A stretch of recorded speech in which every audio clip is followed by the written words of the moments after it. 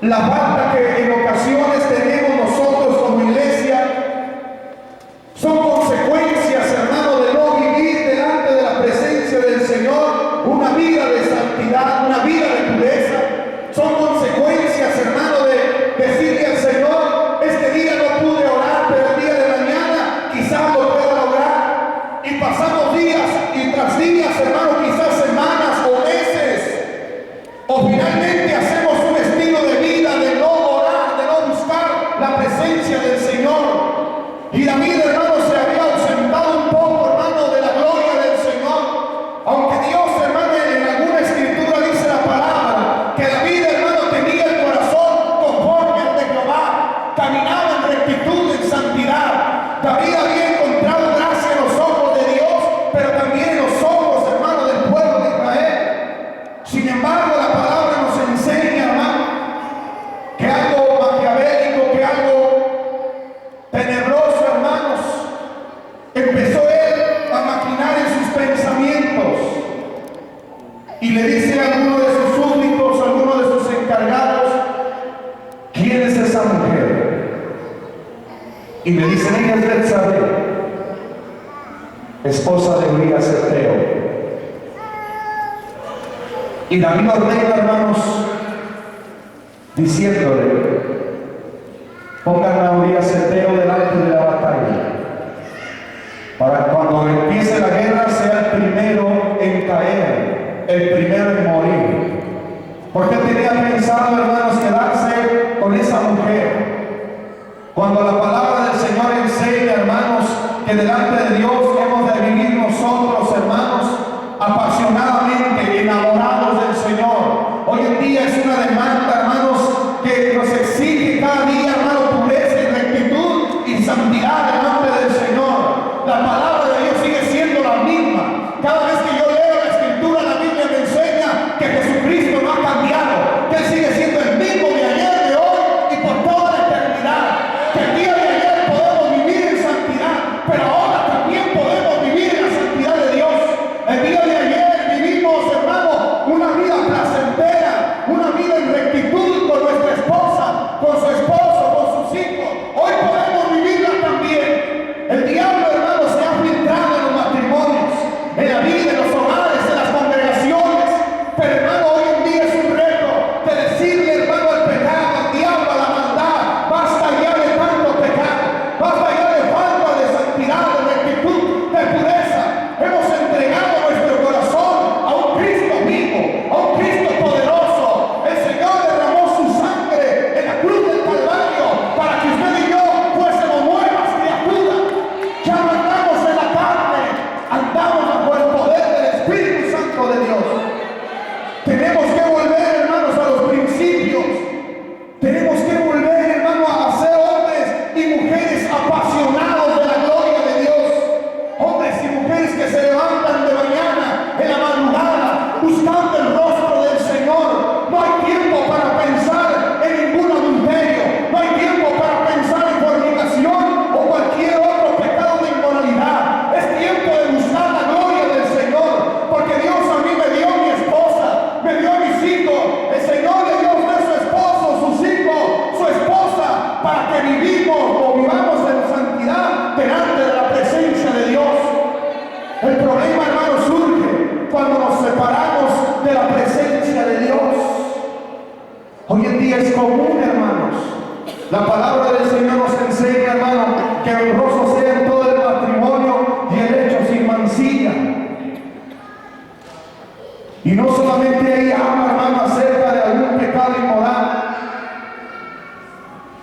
sino cuando estamos hablando también, hermanos, de que dentro de las congregaciones se empieza a disfrutar, se empieza a vivir matrimonios, hermanos, que no están legalmente casados por el civil. Y estamos dentro de las congregaciones dándoles participaciones, cuando la palabra del Señor habla, hermano, de que no es posible que un hogar sea mancillado, sino al contrario, hermano, las cosas tienen que ser, hermano, en el orden de Dios, conforme a lo que está establecido, para que pueda fluir la gloria del Señor dentro de nuestras iglesias.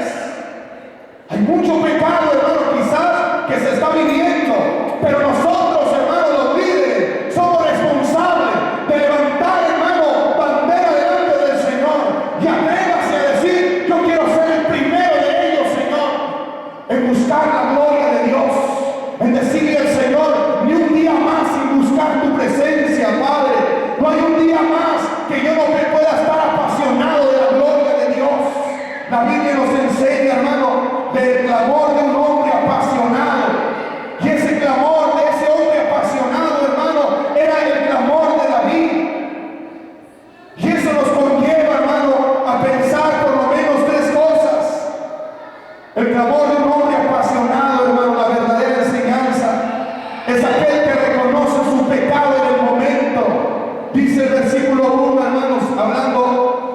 salmista David: ten piedad, oh Dios, de mí, conforme a tu misericordia, conforme a la multitud de tus piedades, borra mis rebeliones, dice la palabra. Lávame más y más de mi maldad y límpiame de mi pecado, porque yo reconozco mis rebeliones y mi pecado está siempre delante de mí, dice la palabra. Contra ti sobre el pecado y he hecho lo malo delante de tus ojos, para que sea reconocido justo en tu palabra y tenido por puro en tu juicio. Dice la Escritura, hermanos: he aquí, tú amas la verdad en lo íntimo y en lo secreto me has hecho comprender sabiduría. Uno de los primeros pasos, hermano, para salir, si es que de alguna manera nos sentimos que estamos viviendo dentro, hermanos, de esa área, es, hermano, reconocer la falta que tenemos delante del Señor. La Biblia dice, hermano, que los ojos del Señor todo lo ven. No hay nada oculto, hermano, delante de la presencia del Señor. Por mucho que nosotros queramos escondernos, ahí están los ojos del Señor mirándonos. Ahí está el oído del Señor escuchando, hermano. Dice la Biblia que nuestra mente tiene que ser renovada como la mente de Cristo. Cada vez, hermano, que nosotros estamos caminando como varones, debemos, hermano, de comportarnos a la altura como verdaderos hijos de Dios. Bendito sea el Señor. Que no haya lugar, hermano, al pecado, que no haya lugar a la lascivia, que no haya lugar, hermano, al fetichismo y cuanta cosa hay, prácticas, hermano, de inmundicia. La palabra del Señor hace un llamado, hermano, a volver a la santidad. Los ojos del Señor todo lo miran, todo lo ven. Él creía, hermano, David creía que todo había quedado oculto. Se quedó con Betsabé.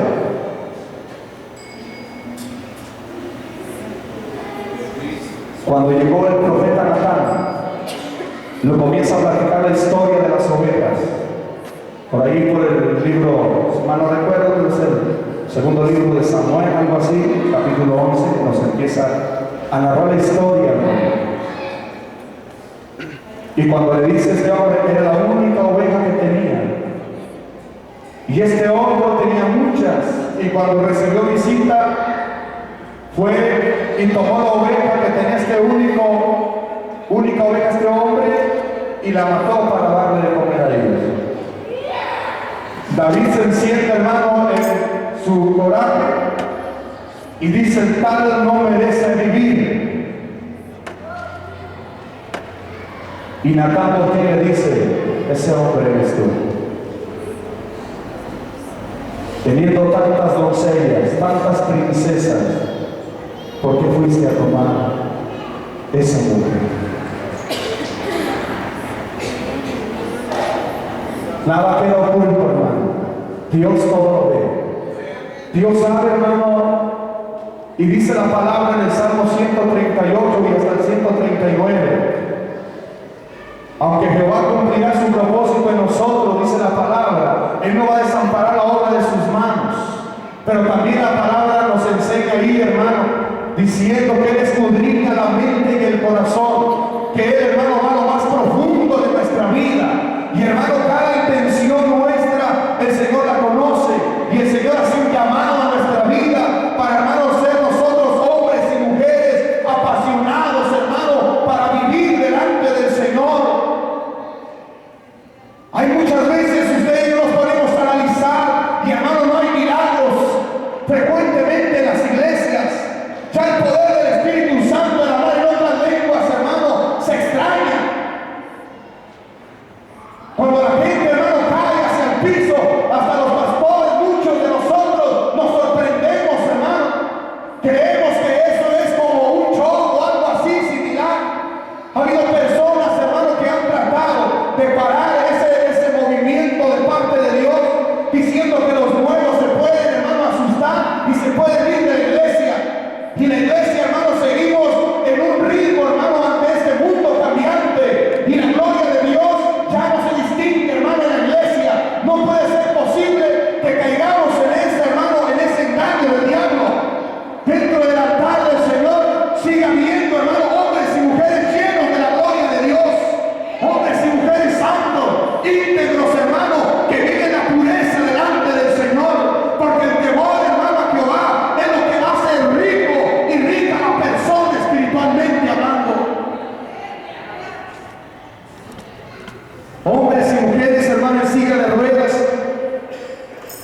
piernas cortas, hermano, brazos cortos y de diversos milagros.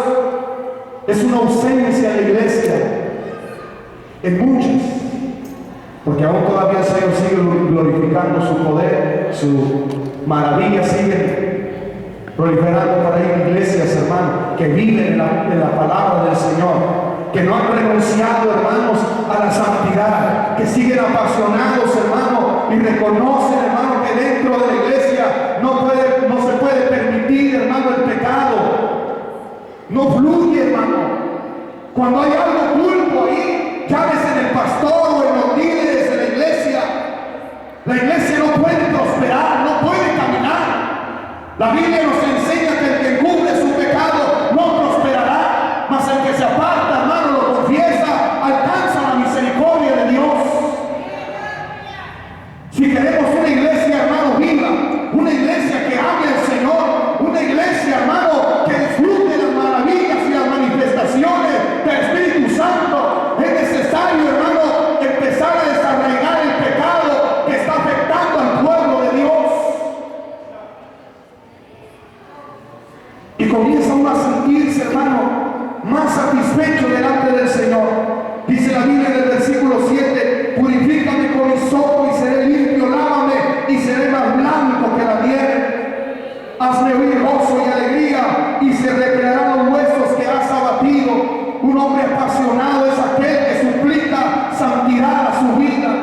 Después de reconocer, hermano, la falta, mire, el siguiente paso es ese: hay que suplicar, hermano, santidad al Señor, que el perdón de Dios venga a nuestra vida, pero también, hermano, que nosotros podamos comenzar una vida íntegra delante del Señor. Si le hemos abandonado, es tiempo, hermano, de volver a ella.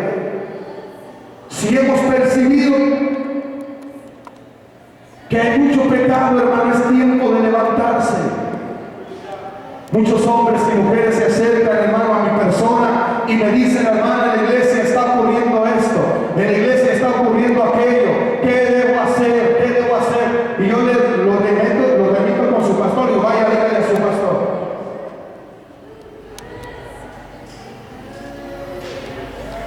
Hermano, líder, pastor, iglesia, si nosotros comenzamos a encubrir el pecado, la iglesia se viene abajo. Pero si nosotros nos despertamos en el nombre del Señor, como dice en el libro de Ezequiel: busqué hombre alguno quien hiciese vallado para no destruir al pueblo. Dice la palabra: y no encontré a ninguno, no lo hallé. Pero hermano, si usted se fija ahí, era un pecado inmoral. Los sacerdotes estaban, hermano, haciendo cosas indebidas. El pueblo de Israel, hermano, estaba desenfrenado en el pecado. Y Dios